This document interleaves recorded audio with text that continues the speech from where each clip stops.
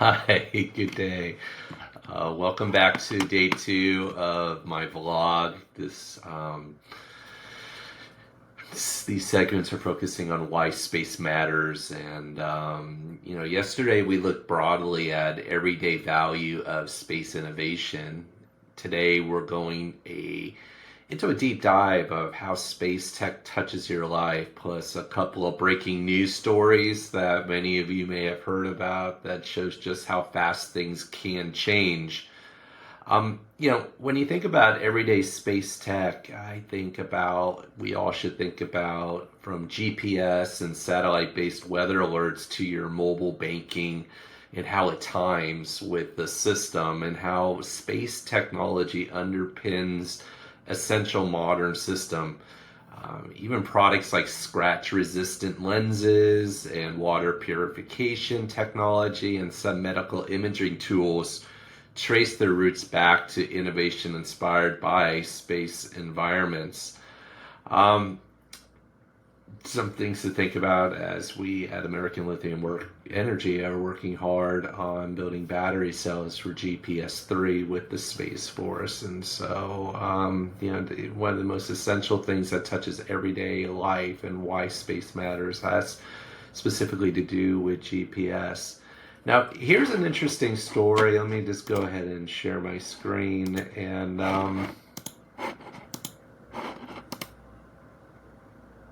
there we go. Right now, scientists are watching a visitor from beyond, and it's an interstellar object known as 3I Atlas. And it is hurling through our solar system at a mind-boggling speed. Some physicists think it might even be an alien probe on a reconnaissance mission. And though the idea is speculative, it raises real questions on how do we respond if we detect something potentially artificial in our path.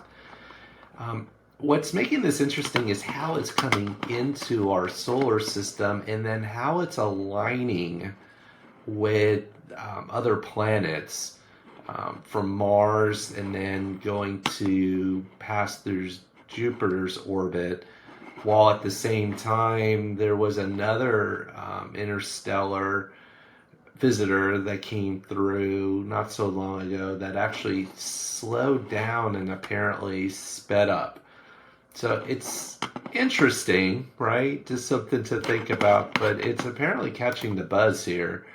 And this is catching mainstream news that this same Harvard physicist says that this massive interstellar object could be an alien probe on a reconnaissance mission. I don't know. What do you all think about this? It's just very interesting, and we have all this technology that we're able to detect it. So, who knows? Maybe just there might be something there. So I'm just not sure.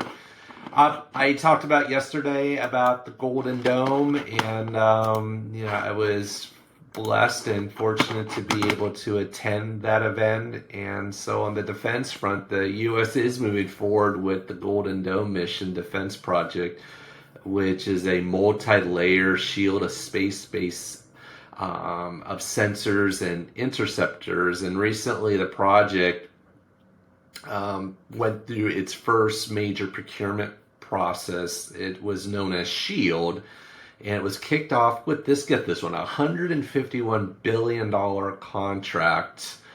And meanwhile, the Pentagon is gearing up for a milestone test, which they're calling FTIX, which is scheduled for late 2028. And this effort marks a dramatic shift in making space an active battlefield domain and a political flashpoint as the election approaches. And so that's a lot of batteries for Golden Dome. And I'm going to be able to share some unclassified presentation material that will shed light on what it is that we're doing, how it is that we're going to work.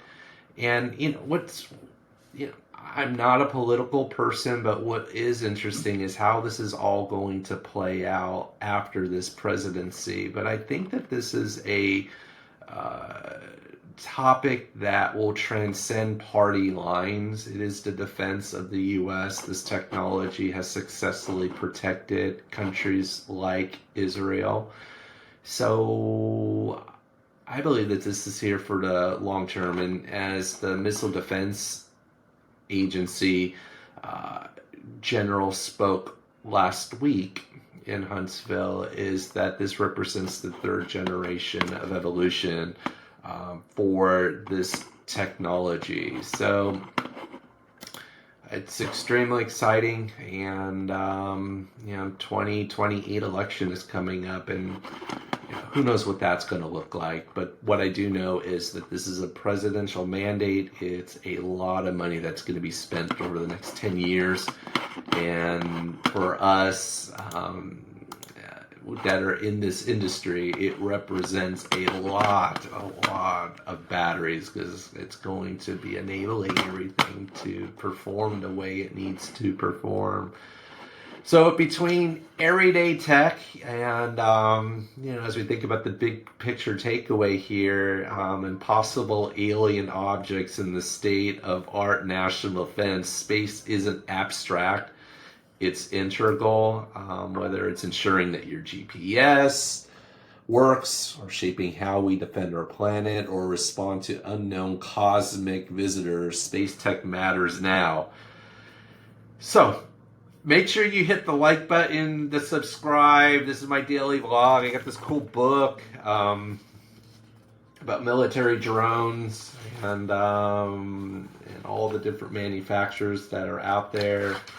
And so what I was thinking of doing is creating some segments around this technology and creating a catalog, but with some thoughts and ideas and perspectives, and maybe even interviews with the manufacturers. So let me know if you like that, and some suggestions on how I can provide better, more meaningful context. So I want to engage you to participate in what we're doing here. It's an extremely exciting time, at least for me.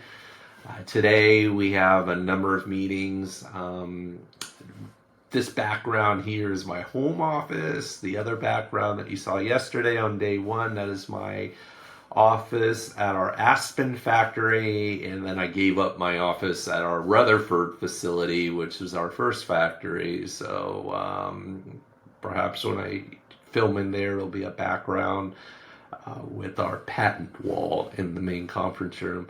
Today, I do an interview with the HAPS Alliance. I'm extremely excited about that. And we're going to be going through what the HAP Alliance is, the importance about the stratosphere, and positioning aircraft to operate up there for both short and long duration missions. That's going to be extremely exciting.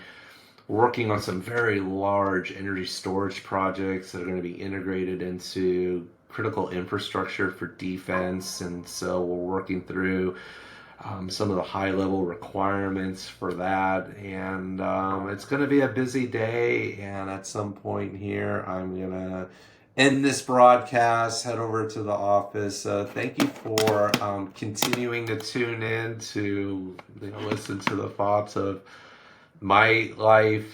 I'm so grateful. I have my little service animal, Angel, which I'm sure you've seen from time to time. If not, I'll make sure I get her on here.